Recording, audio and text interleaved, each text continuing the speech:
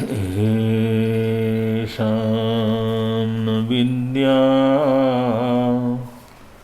न तपो न दानं ज्ञानं न शीलं न गुणो न धर्मो ते मृत्युलोके भुवि भारभूता मनुष्यरूपेण मृगाचरन्ति।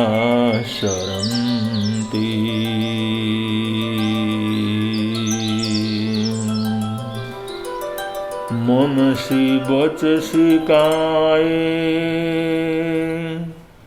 पुण्यपीयूषपूर्णा त्रिभुवनमुपकार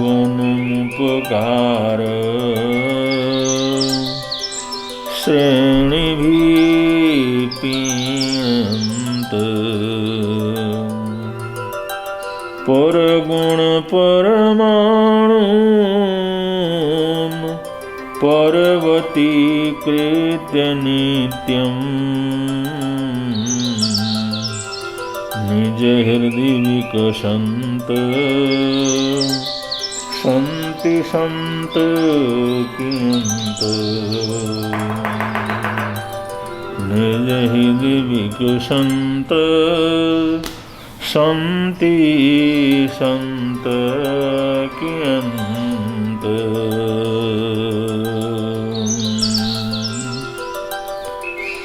ऐश्वर्यस्य विभूषणं सुजनता शौर्यस्य वाक्संयमो ज्ञानस्योपशमकुलस्य विनयो गीतैश्च तात्रेयम्।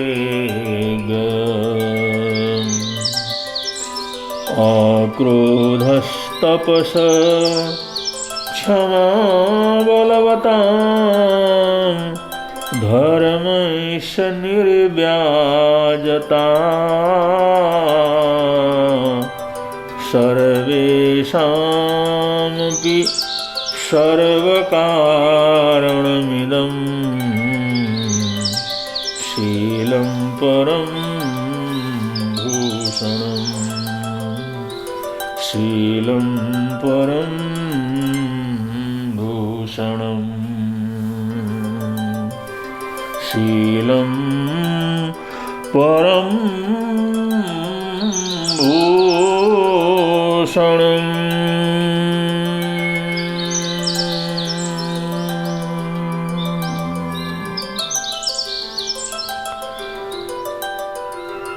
वयञ्च वित्तिं लब्धामो नय कोई उवहं मयि गणेशुरीयन्ते पुष्पेषु भ्रमराजः।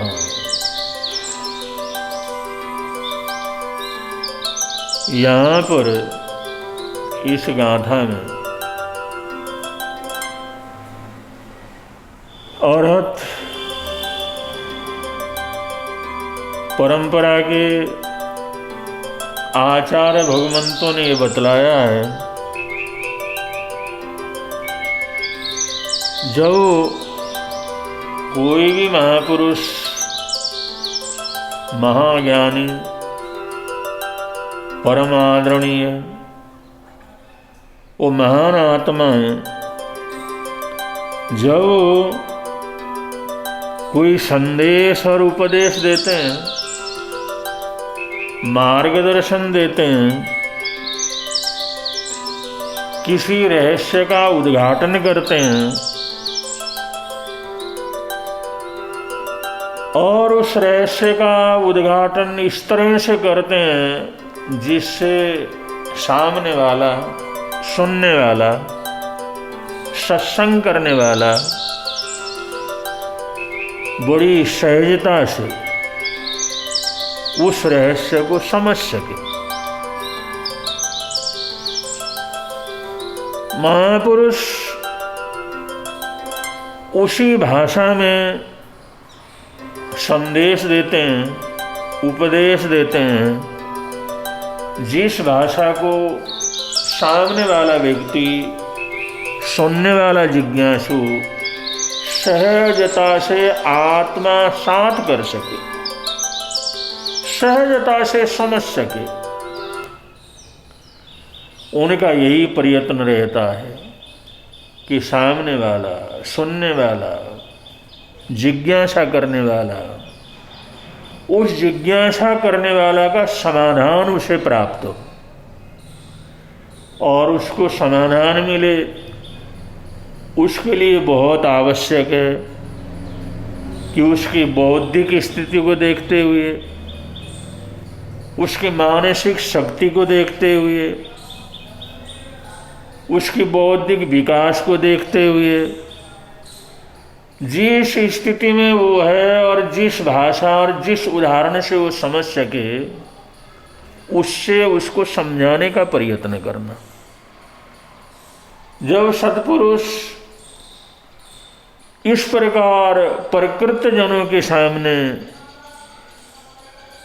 हर जो है सामने के जिज्ञासु के सामने बड़ी सरलता से, सरल भाषा में, सरल माध्यमों से रहस्य उद्घाटन करने का प्रयत्न करते हैं। और ऐसे जब सद्गुरु का समागम होता है, जो इतने गहराई से दूसरे की परिस्थिति को समझते हों, दूसरे की स्थिति को समझते हों, उसके आंतरिक भावना को समझते हों और उसके अनुसार उसको मार्गदर्शन देने का प्रयत्न करते हों, तो अगले को कुछ न कुछ समझ में आ जाता है, बहुत कुछ भी उसमें समझ में आ जाता है। जो अगले को बोध होता है, समझ में आता है, उसमें रुचि पैदा होती है, वो देखता है अरे इतने जीव, इतने जंतु, इतने प्राणी, इतने संसार के अंदर रहने वाले प्राणी, वो भी ऐसा एक आदर्श जीवन जीते हैं, वो भी संतोषपूर्वक जी सकते हैं,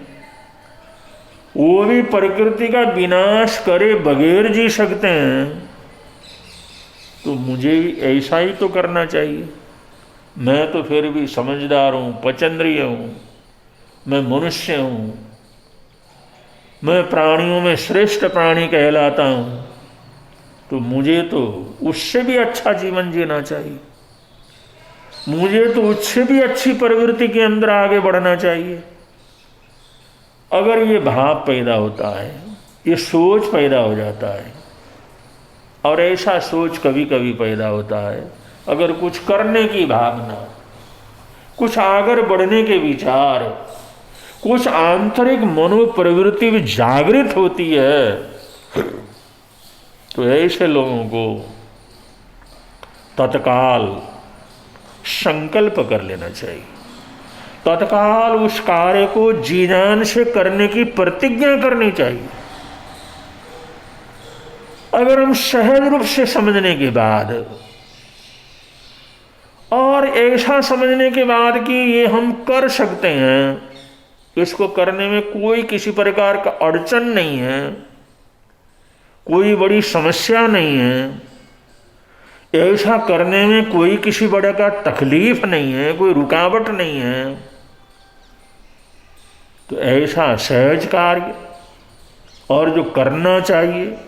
हमारा करने का कर्तव्य है, अगर हम कर सकते हैं, ये समझ में आता है, तो उसको तत्काल उसकी प्रतिज्ञा लेनी चाहिए, उसको बार बार दोहराना चाहिए कि मैं ऐसा ही जीवन व्यतीत करूँगा, मैं ऐसा ही प्रयत्न करूँगा, ऐसा ही पुरुषार्थ करूँगा। ऐसा चाहे गुरु के सामने, चाहे आराध्यों के सामने, चाहे बड़े बुजुर्गों के सामने, या अपने मित्रों के सामने, यह स्वयं अपने आत्मा के सामने, अपने भावों के सामने, अपने आत्मा को साक्षी मान करके ये प्रयत्न करना चाहिए, ये संकल्प करना चाहिए, उस चीज़ को बार बार दोहराना चाहिए, संकल्प करना चाहिए कि मैं अब उसी प्रकार के महामार्ग के ऊपर अग्रसर हूँ, उसी प्रकार का कार्य करूँ। और ऐसा संकल्प बार बार अगर करता है, ये संकल्प को दोहराता है, तो उसके लिए वह मार्ग सहज हो जाता है, वो उसके जीवन के अंदर रच पच जाता है। इसलिए शास्त्रकार यहाँ पर कह रहे हैं, जब उन्होंने सुना एक भंवरा, एक पक्षी, एक गाय, ये दुनिया के अंदर रहने वाले बहुत से पशु पक्षियाँ अगर प्रकृति को नुकसान पहुँचाए बगैर, फूलों को नुकसान पहुँचाए बगैर, अगर प्रकृति का नाश करे बगैर अगर जीवन को जी सकते हैं, तो मैं भी इस प्रकार की वृत्ति को अंगीकार करूं, मैं भी उस रास्ते के ऊपर चलूं। ऐसा भाव जो आता है, उसी को यहाँ पर शब्द दे रहे हैं, वयम च विद्धिम लब्धामो, हम भी ऐसी वृत्ति को धारण करेंगे, हम भी उस रास्ते के ऊपर चलेंगे, हम भी उसी प्रकार का पुरुषार्थ करेंगे, हम भी उसी तरह जीवन को जीने का अभ्यास करेंगे। न कोई उवहमयी, जिससे किसी को भी परेशानी न हो, किसी को भी तकलीफ न हो, किसी को भी दुख दर्द न हो, और किसी को भी बर्बादी न सहन करना पड़े, किसी को तकलीफ से न गुजरना पड़े। ऐसी वृत्ति को हम स्वयं अपनाते हैं। वयम च वित्तिम लब्धामो,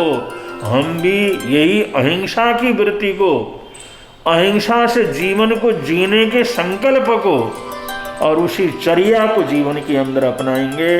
ऐसा वो सुनने वाला, ऐसा जिज्ञासा करने वाला इस प्रकार के संकल्प को बार बार दोहराता, बार बार ये संकल्प करता है, बार बार वचनों को दोहराता है, मैंने उसी तरह का जीवन चर्या को मैंने जीवन के अंदर जीना। आगड़े सूर्यंते पुप्फेशु भमराजा, जैसे गायें चरागाह के अंदर चरती है, और आज भी चरती है, कल भी चरती है, रोज चरती है, दिन भर चरती है, हर रोज चरती है, लेकिन उस चरागाह को कोई तकलीफ, कोई परेशानी नहीं देती। वो चरागाह में इतना छोटा थोड़ा दूब, छोटा छोटा घास, थोड़ा थोड़ा ऊपर से लेकर के चरती रहती है। वो 6 महीने साल भर तक उसी चरागाह के ऊपर बार बार रोज चरने पर भी उस चरागाह को कोई नुकसान गौ नहीं पहुंचाती।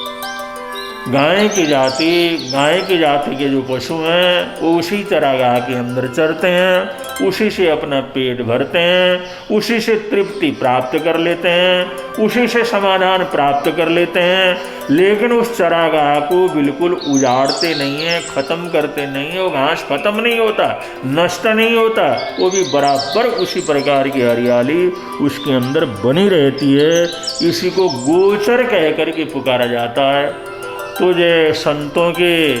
इस जे चर्या को की आवश्यकताओं को पूरा करना, चाहे वो दवाई के रूप में हो, भोजन के रूप में हो, कपड़े लत्ते के रूप में हो, और संयम के साधनों के रूप में हो, या संयम के उपकरणों के रूप में हो, इनको गृहस्थ वर्ग से ग्रहण करते हुए हम उसी तरह से ग्रहण करेंगे जैसे एक भंवरा फूलों से रस ग्रहण करता है। एक गाय चरागाह के अंदर चरती है, एक पक्षी जंगलों के अंदर घूमता है, पेड़ों के ऊपर बैठता है। जैसे वो जो एक हल्का फुल्का सुंदर और किसी को तकलीफ दिए बिना जीवन को तृप्त करने का मार्ग अपनाते हैं, ऐसा ही हम करेंगे तो वास्तव में जो श्रवण होते हैं, साधु होते हैं, साध्वियाँ होते हैं, जो आत्म संयम के पथ के ऊपर चलने वाले लोग हैं, वो लोग ऐसी वृत्ति को अपनाते हैं। तो आज भी हम उन संतों को देख सकते हैं, और साधु मुनिराजों के लिए गोचरी पानी ग्रहण करने के लिए, या जो हमारी आवश्यक पदार्थ है उसको लेने के लिए, उसमें 16 प्रकार के उत्पादन के दोष उनको टालना होता है। 16 प्रकार के उत्पादन के दोष होते हैं। उन उत्पादन संबंधी जो दोष हैं जिससे कि उस दाता को, उस गृहस्थ को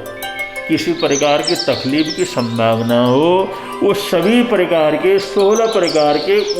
उद्गमन के जो दोष हैं, उत्पादन के जो दोष हैं, उनको जो है वो टाल देता है। इसी प्रकार 16 उद्गमन के दोष हैं, उत्पादन के, तैयार करने के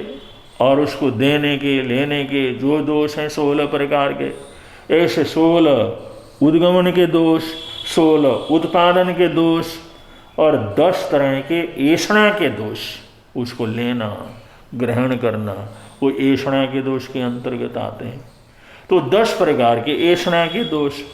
और इसी प्रकार उस लिए हुए चीज़ों को ग्रहण करने में, प्रयोग करने में, जैसे भोजन को खाने में, कपड़े वगैरह को पहनने में, दूसरे पदार्थ का यूज करने में, उन चीज़ों का प्रयोग करने में 5 तरह के माडले के दोष लगते हैं। तो इस प्रकार 16 उद्गमन के दोष, 16 उत्पादन के दोष, 10 ऐषणा के दोष और 5 माडले के दोष, इस प्रकार से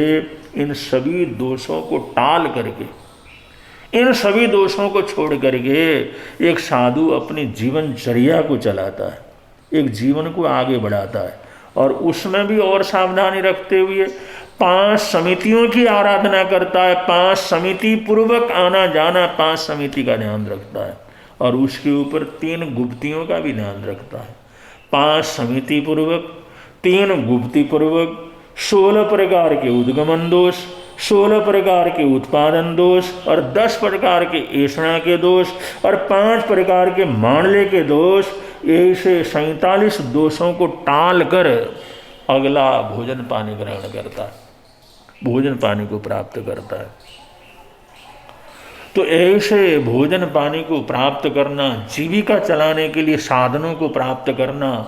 और ये जो है साधु के चर्या के अंदर काम आने वाले उपकरणों को उपलब्ध करना, ये जो वृत्ति का है, ये वही वृत्ति है जिसको गोचरी की वृत्ति कहते हैं।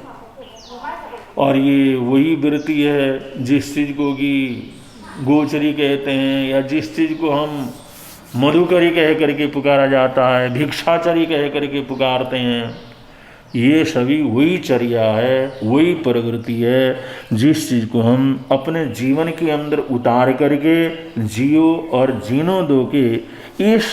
चीज़ को जीवन में उतार करके चलने का प्रयत्न करते हैं, वही वास्तव के अंदर श्रमण होते हैं।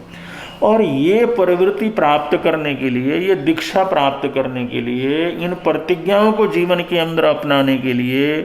ये बहुत आवश्यक हो जाता है, ये बहुत आवश्यक हो जाता है कि आदमी संकल्प करे। अगर संकल्प करता है, बार बार उसको दोहराता है, बार बार संकल्प करता है, तो संकल्प करने का परिणाम ये होता है कि वो कितना कठिन से कठिन कार्य क्यों न हो, लेकिन उसको सहजता से कर सकता है। जैसे सत्य हरिश्चंद्र राजा थे, परिवार था और सभी प्रकार का मान सम्मान था,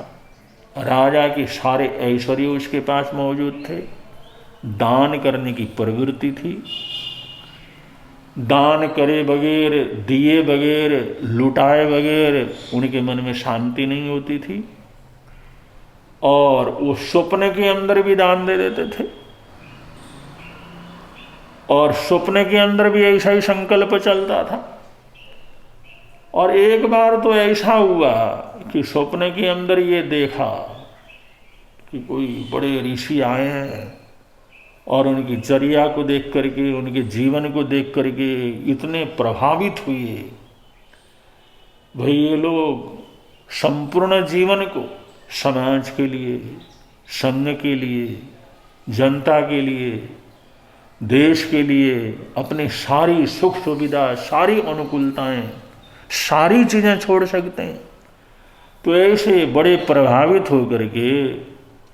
उस सत हरिश्चंद्र राजा ने अपने सारा का सारा राज्य उसने दान के रूप में उनके चरणों में समर्पित कर दिया कि उनकी बातों को सुना, उनकी चर्या को देखा, उनके ऊपर विचार विनिमय किया और सोचा भी इनके सामने तो मेरा कुछ भी जीवन नहीं है, मेरा देना तो कुछ भी नहीं है, इन्होंने तो सारी जिंदगी दी है। एक दान देने वाला पैसा देता है या कोई कपड़ा देता है, कुछ हिस्सा देता है, कुछ अपने पास जो है उसमें से निकाल करके देता है। एक गृहस्थ क्या करता है, जो उसके पास है मौजूद है, अपने साधन पर्याप्त हैं और उसमें से कुछ हिस्सा निकाल करके दे देता है। बहुत से देने वालों के पास वो निकालने से कोई फर्क नहीं पड़ता, कोई फर्क नहीं पड़ता, क्योंकि उनकी संपदा उतनी की उतनी रहती है। लेकिन एक संत जब देता है, एक श्रवण देता है, एक साधु देता है, तो संपूर्ण रूप से दे देता, सारा जीवन दे देता, सारे जीवन की दौलत दे देता है, सारे जीवन की सोच दे देता है, सारा जीवन ही समर्पित कर देता है। तो साधु के इस त्याग को देख करके,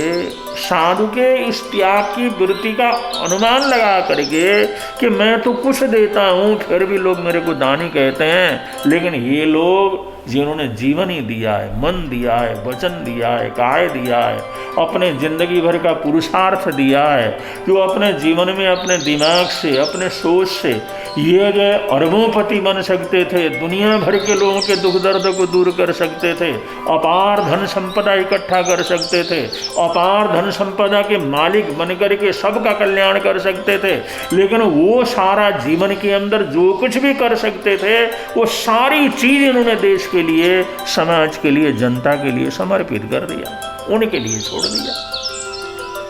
तो जो है उस हरिश्चंद्र राजा को जो अपना जो दान है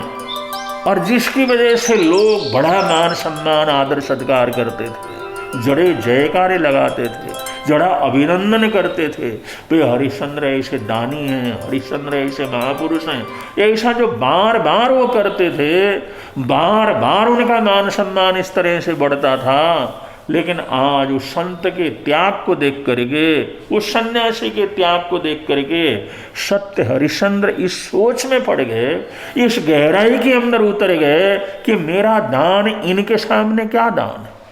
इन्होंने जो सारी जिंदगी, सारा सोच, सारा चिंतन, जो जिंदगी के लिए बहुत कुछ करने की कैपेसिटी है, ऐसी शक्ति है जो हजारों लोगों को बदल सकते हैं और हजारों तरह का काम कारोबार कर सकते हैं, लेकिन फिर भी इन्होंने सारी शक्ति, सारा सोच, सारी बुद्धि, सब कुछ समाज के लिए समर्पित कर डाला है। तो इनके दान के सामने मेरे दान का क्या मूल्य है? मैं जो देता हूं उसका क्या मूल्य है? मैं तो जो अपने पास है उसमें से थोड़ा सा देता हूं, मैं तो जो अपने के लिए कोई तकलीफ न हो उस तरह से देता हूं, और मेरे देने से किसी भी प्रकार की तकलीफ मेरे को नहीं होती। लेकिन इनका त्याग तो कितना बड़ा है, वो साधु का त्याग देख करके, सोच करके इतने गहराई में पहुंच गए और उनके मन के अंदर ऐसे विचार भाव आ गए कि मैं सारा देश, सारा राज्य इनकी झोली के अंदर डाल दूं, वो भी क्या है कम है। इन्होंने तो सारी दुनिया के लिए अपने जीवन को समर्पित किया है। तो उन्होंने उस स्वप्न के अंदर ही पूरा देश, पूरे देश की संपदा, सारा राज्यभार, वो सब कुछ लिख करके उसने उस संत की झोली के अंदर सारा देश उसने जो दान के अंदर दे दिया। और देने के बाद जो उसको तसल्ली हुई, जो सपने के अंदर उसको आनंद की अनुभूति हुई, जो हल्कापन महसूस हुआ, जो कृतार्थता महसूस हुई, जो आनंद के अंदर विभोर होकर के जो है, जिस समय आनंद विभोर हो गया हो, सपने के अंदर उस दान के बाद जो उसकी आनंद की अनुभूति हुई, उसी अनुभूति के अंतर उसकी जिस समय आंख खुली तो अपने शयन कक्ष के अंदर सोया हुआ था। उसने सोचा, अरे ये क्या हुआ? सोचा, संत आए, वो सन्यासी आए और उनके जीवन को देखा और मेरे अंदर ऐसी भावना पैदा हो गई और मैंने संकल्प पूर्वक पूरे के पूरे राज्य को, पूरे के पूरे देश को सब कुछ जो हमारे राज्य के अंदर, सब कुछ लिख करके उनकी झोली के अंदर डाल दिया। और उसके बाद इतने आनंदित हुआ, इतना खुश हुआ, इतनी प्रसन्नता हुई, इतने आनंद के अंदर बेभान हुआ, उस आनंद के अंदर, उस आनंद के लोक में था। उसी समय मेरी तंद्रा टूटी और तो मैं दुनिया के अंदर हूँ। ये तो कुछ भी नहीं हुआ, ये तो मैंने स्वप्न में ही दिया हुआ है। लेकिन वहाँ पर उन्होंने ये संकल्प दोहराया, चाहे स्वप्न में ही नहीं दिया हो, लेकिन मैंने सोच करके दिया, चिंतन करके दिया, आगे पीछे का विचार करके दिया, प्रभावित होकर के दिया, एक अच्छी भावना से दिया। तो स्वप्न के अंदर ही भले मैंने क्यों नहीं दिया हो, लेकिन दिया है तो दिया है। उसको अब मैं इस चीज को ग्रहण क्या कर सकता, नहीं कर सकता। उसने उसी दिन से उन चीज़ों का ग्रहण करने का उन्होंने पचखान ले लिया कि मैंने अब इस चीज़ को जो मैंने दिया है उसमें से मैंने कुछ नहीं लेना। उसने अपनी पत्नी को बतलाया, और बेटा तो उसका छोटा ही था, बेटे में तो इतना जो अभी जो है इतना बड़ा नहीं था, लेकिन उनकी धर्मपत्नी रानी थी। उसने सारी घटना जिस समय उनको बतलाई तो वो भी चुप हो गई, जैसा आप संकल्प करना चाहें कर लें। अब बात यहाँ तक पहुँच गई, अब ये बात यहाँ तक पहुँच गई, ऐसी बात हो गई, उन्होंने उस ऋषि को ढूंढ करके निकाला और वो आए और उनको अपना सारा राज्य देने का जो संकल्प था वो बतलाया, वो सारी घटना बतलाई और कहा भाई हमने बतलाया है, लेकिन हमने सच में आपको क्या कर दिया, दे दिया, अब हम इस देश को छोड़ करके क्या कर रहे हैं, जा रहे हैं। तो इस तरह से सारा राज्य छोड़ करके उन्होंने, अब जो है वहाँ पर वो ऋषियों ने जो ब्राह्मण परंपरा के थे, उन्होंने एक परीक्षा के हिसाब से या जो भी घटना थी, उन्होंने कहा भाई इतना बड़ा देश, इतनी बड़ी समृद्धि तुमने दान के अंदर दी है, तो उसके ऊपर कुछ संकल्प भी तो करना होता है, और संकल्प में भी तो कुछ न कुछ देना होता है। वो जो संकल्प के अंदर लगाने वाली दौलत के लिए, उस पैसे के लिए उसने अपने आप को बेच दिया, अपनी पत्नी को बेच दिया, अपने बेटे को बेच दिया। वो तो आप लोग जानते हैं उसकी कैसी कैसी परेशानियों से निकलना पड़ा, कितनी घनघोर उसके जीवन के अंदर वहाँ पर परीक्षा हुई, और आखिर के अंदर उसका शुभ फल उसके सामने आया। आखिर के अंदर सब कुछ शुभ हो गया, सब कुछ अच्छा हो गया। लेकिन यहाँ पर तो हम इतना ही कह रहे थे, कोई चीज़ हमारी समझ में आती है तो उसको करने का संकल्प करना चाहिए, और वो संकल्प करके ही इंसान उसके अंदर सफलता प्राप्त कर सकता है। अगर हमारे को समझ में आया है, जानकारी हुई है, हम अच्छी तरह से समझ गए हैं, और समझ करके हमने अच्छी तरह से अच्छा लगा है, दिल को एकदम प्रसन्नता प्राप्त हुई है, हमारे को सेटिस्फेक्शन हुआ है, तो उसको उसी तरह से करने का संकल्प जरूर दोहराना चाहिए, वो संकल्प करना चाहिए। अगर अच्छा करके संकल्प नहीं करेंगे तो सुनेंगे अच्छा लगेगा, फिर भूल जाएंगे, सुनेंगे अच्छा लगेगा, सुंदर लगेगा, प्रशंसा करेंगे, फिर भूल जाएंगे। कोई चीज़ अच्छी लगेगी, सुन लेंगे, प्रशंसा करेंगे, प्रभावित हो जाएंगे, फिर भूल जाएंगे। ऐसे तो कभी हमारा कदम आगे बढ़ने वाला नहीं है। कभी चरित्र की तरफ हम आगे नहीं बढ़ सकेंगे, कभी दीक्षा की तरफ आगे नहीं बढ़ सकेंगे, कभी त्याग के मार्ग की तरफ हमारा कदम नहीं बढ़ेगा, जब तक हम इस प्रवृत्ति को छोड़ते नहीं हैं कि अब समझे और समझ करके अच्छा लगा, प्रभावित हो गए, हमारे को बहुत अच्छा लगा, ऐसा होना चाहिए, तो उसको करने का संकल्प पुनः पुनः दोहराने की जरूरत है। अगर ऐसा संकल्प दोहराएंगे तो जियो और जीने दो। और जो साधु चर्या है, साधु जीवन है, श्रवण परंपरा है, श्रवण परंपरा ही चर्या है, उसको बड़े आराम से अपने जीवन में अपनाते हुए अपना भी कल्याण कर सकते हैं, दूसरे का भी कल्याण कर सकते हैं। लेकिन उसके लिए परम आवश्यक है हम सबसे पहले उन चीज़ों को करने के संकल्प को इतनी गहराई से दोहराएं, इतनी गहराई से दोहराएं, उस संकल्प के आधार पर ही इंसान आगे बढ़ सकता है और सफलताओं तो प्राप्त कर सकता है। इन्हीं मंगल कामनाओं के साथ, इन्हीं सद्भावनाओं के साथ आज ज्ञान पंचमी की पावन बेला में आप सबको बहुत बहुत मंगल कामनाएं देते हैं, सद्भावनाएं देते हैं कि ज्ञान सबसे बड़ी दौलत है। ज्ञान की आराधना साधना जरूर होनी चाहिए। अच्छी समझ से ही इंसान अच्छा जीवन बनता है। तो ज्ञान पंचमी में तपस्या करते हैं, दान पुण्य करते हैं, कोई आराधना साधना करते हैं, जाप पाठ करते हैं। इससे हमारी बौद्धिक शक्ति बढ़ती है, दिमाग की शक्ति बढ़ती है, सज्जनता पैदा होती है। सज्ज है एक विचार और जो इस प्रकार हमारी अच्छी समझ बढ़ती है तो अच्छी समझ सबको प्राप्त हो, अच्छा सोच सबको प्राप्त हो। ऐसी ज्ञान की देवी से प्रार्थना करते हुए आज अपना वक्तव्य यहाँ पर विराम देते हैं। इन्हीं मंगल कामनाओं के साथ बोलिए भगवान महावीर स्वामी की जय।